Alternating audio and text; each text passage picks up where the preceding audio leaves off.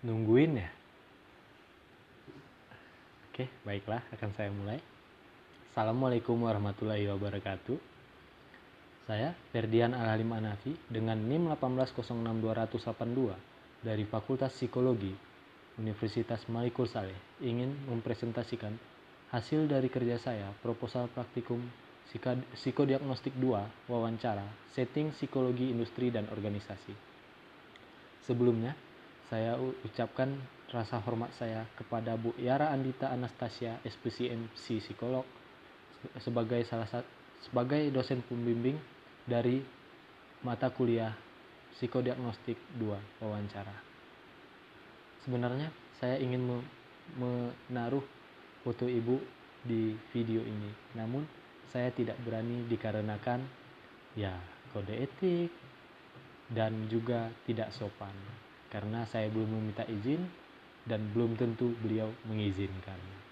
Oke, lanjut. Maaf Bu. Yang pertama adalah identitas interviewee. Nama disingkat menjadi ZW, diinisialkan. Jenis kelamin laki-laki, tempat tanggal lahir Lenga, tanggal 18 bulan Juli 1998. Usia 21 tahun 8 bulan. Pendidikan terakhir SMA dan bersuku Gayo. Agama Islam.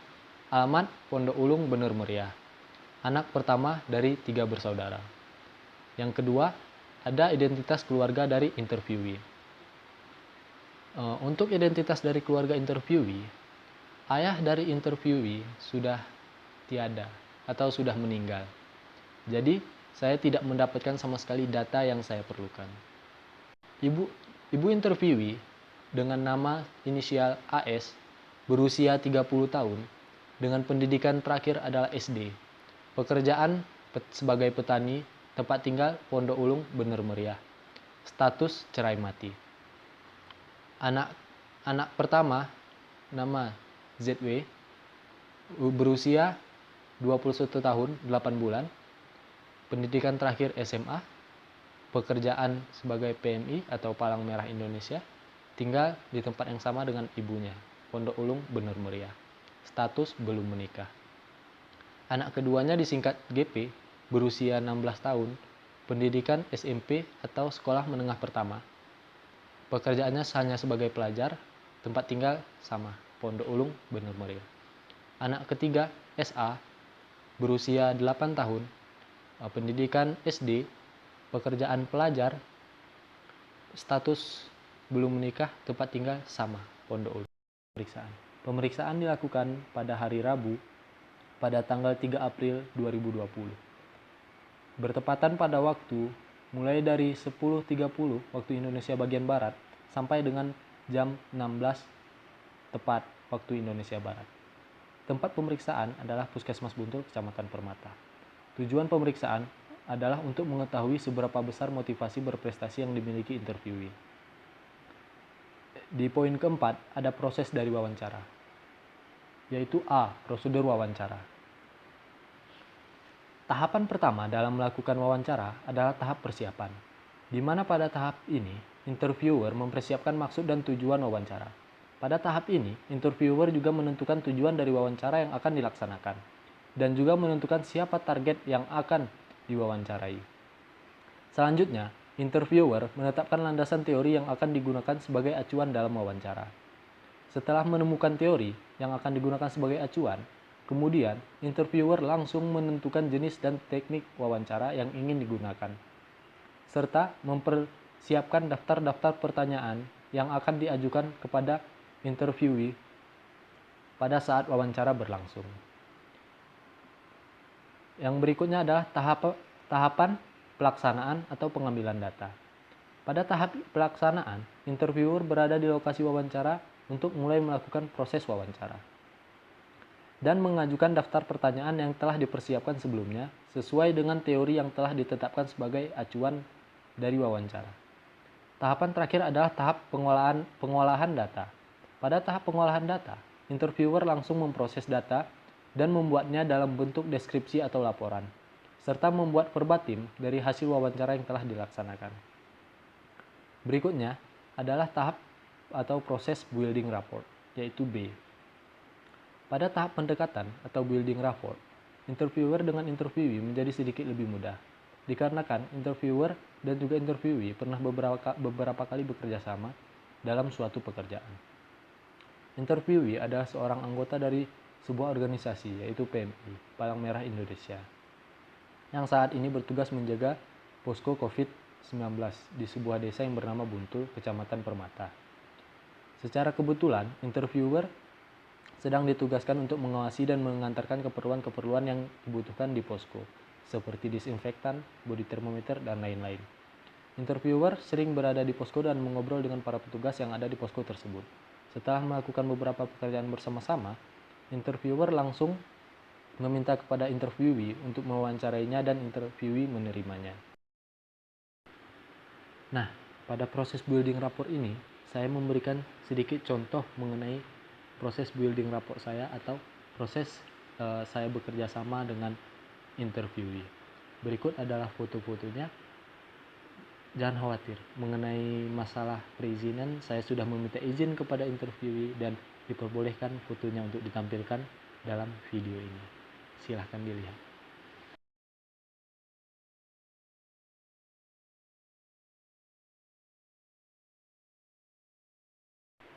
Rancangan dan pelaksanaan asesmen. Ada dimensi motivasi. Dimensi dari teori ini adalah motivasi berprestasi.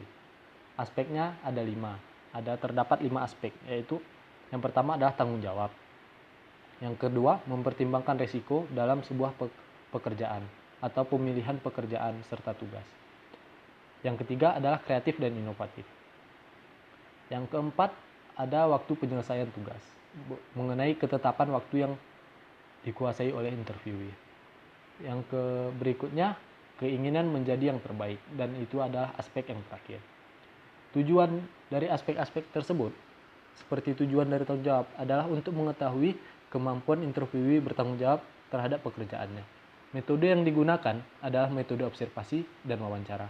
Sumber data interviewee.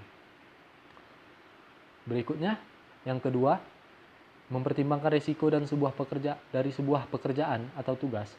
Tujuannya adalah untuk mengetahui kemampuan interviewee dalam mempertimbangkan risiko yang akan dihadapinya. Metodenya wawancara, sumber datanya masih interviewee. Berikutnya adalah yang ketiga adalah kreatif dan inovatif. Tujuannya adalah untuk mengetahui kemampuan dan usaha interviewee dalam mencari cara baru untuk menyelesaikan tugas seefektif dan seefisien mungkin. Metodenya adalah observasi dan wawancara. Sumber datanya interviewee. Yang keempat adalah waktu penyelesaian tugas. Tujuannya adalah untuk mengetahui kemampuan interviewee dalam ketepatan waktu mengerjakan tugasnya. Metodenya observasi dan wawancara. Sumber data interviewee. Yang terakhir dan yang kelima adalah keinginan untuk menjadi yang terbaik. Tujuannya adalah untuk mengetahui kemampuan dan usaha interviewee dalam melakukan yang terbaik terhadap hasil pekerjaannya. Metode yang digunakan wawancara dan sumber data interviewee. Tanggal di sini belum ditetapkan karena wawancara belum dilaksanakan. Yang kelima adalah landasan teori. A. Dimensi. Teori yang saya gunakan di dalam proposal wawancara ini atau teori acuan yang saya gunakan adalah teori dari McClelland 1987. McClelland mengatakan bahwa motivasi berprestasi adalah suatu keinginan yang ada di dalam diri seseorang yang mendorong orang tersebut untuk berusaha mencapai suatu standar atau ukuran keunggulan. Ukuran keunggulan dapat dengan acuan prestasi orang lain, akan tetapi juga dapat dengan membandingkan prestasi yang pernah dibuat sebelumnya. Motivasi berprestasi juga diartikan sebagai suatu yang ada dan menjadi ciri dari kepribadian seseorang dan dibawa dari lahir, yang kemudian ditumbuhkan dan dikembangkan melalui interaksi dengan lingkungan. B. Aspek. Aspek motivasi berprestasi yang tinggi menurut McClelland yaitu ada 5. Yang pertama, tanggung jawab. Individu yang memiliki motivasi berprestasi yang tinggi akan merasa dirinya bertanggung jawab terhadap tugas yang dikerjakannya dan akan berusaha sampai berhasil menyelesaikannya. Berikutnya, yang kedua, ada mempertimbangkan risiko pemilihan tugas. Individu yang memiliki motivasi berprestasi tinggi akan mempertimbangkan terlebih dahulu risiko yang akan dihadapinya terhadap tugas yang diberikan kepadanya. Yang ketiga adalah kreatif dan inovatif. Kreatif dan inovatif sendiri diartikan sebagai cara individu untuk melakukan sebuah cara baru melakukan sebuah pekerjaan itu dengan seefektif dan seefisien mungkin. Individu yang memiliki motivasi berprestasi tinggi akan mencari cara baru untuk menyelesaikan tugas seefektif dan seefisien mungkin. Yang berikutnya adalah waktu penyelesaian tugas. Individu yang memiliki motivasi berprestasi tinggi akan berusaha untuk menyelesaikan tugas dengan waktu yang sesingkat-singkatnya dan cepat, serta tidak suka untuk membuang-buang waktu. Yang berikutnya, yang kelima adalah keinginan untuk menjadi yang terbaik. Individu yang memiliki motivasi berprestasi tinggi senantiasa menunjukkan hasil yang sebaik-baiknya.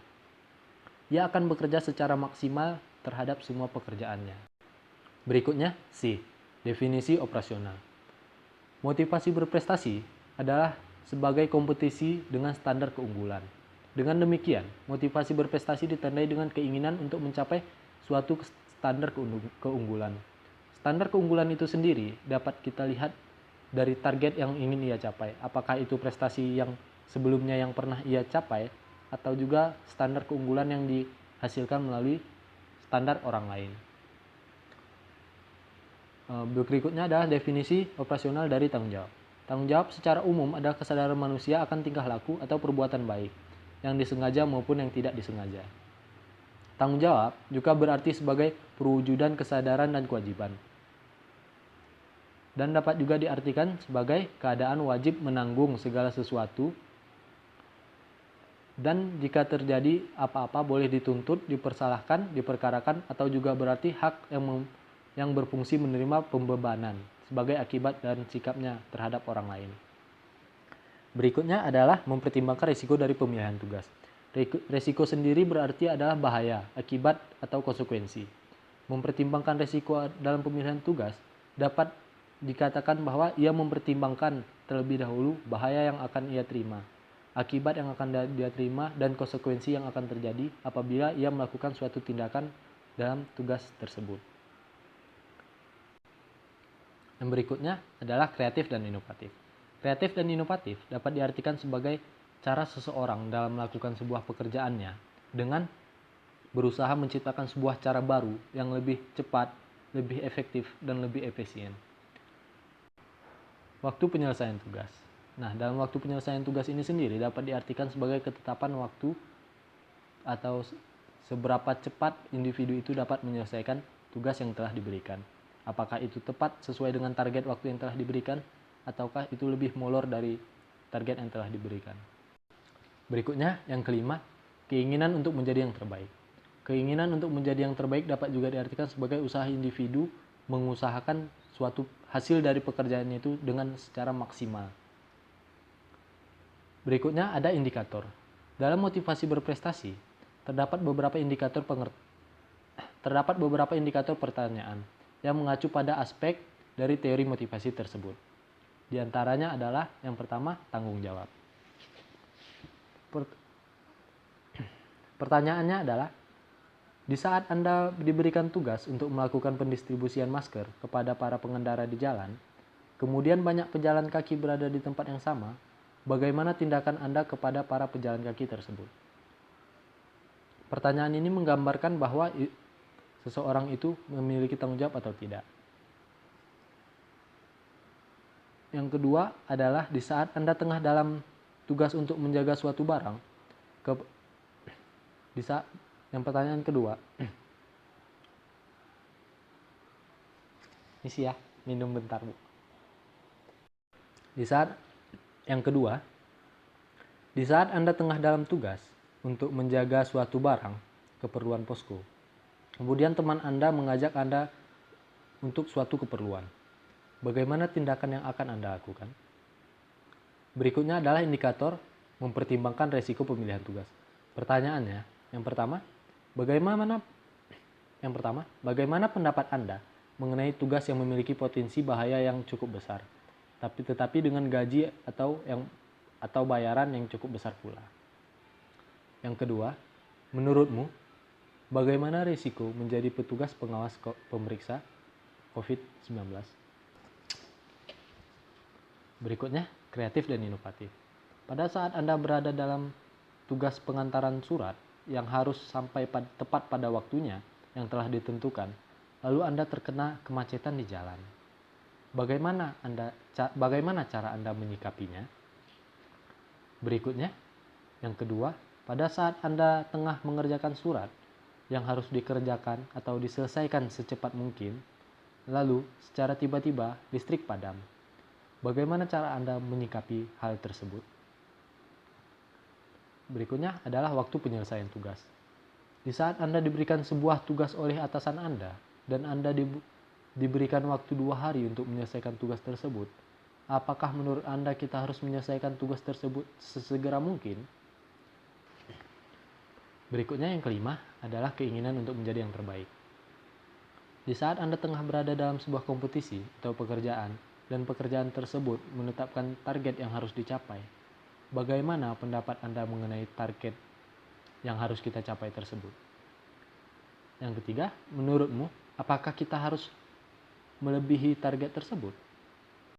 Oke, mungkin sekian presentasi dari saya. Untuk buku yang saya pakai adalah buku dari Wijoyono S. 2010, Psikologi Industri dan Organisasi. Oke, lebih dan kurang saya memohon maaf. Assalamualaikum warahmatullahi wabarakatuh.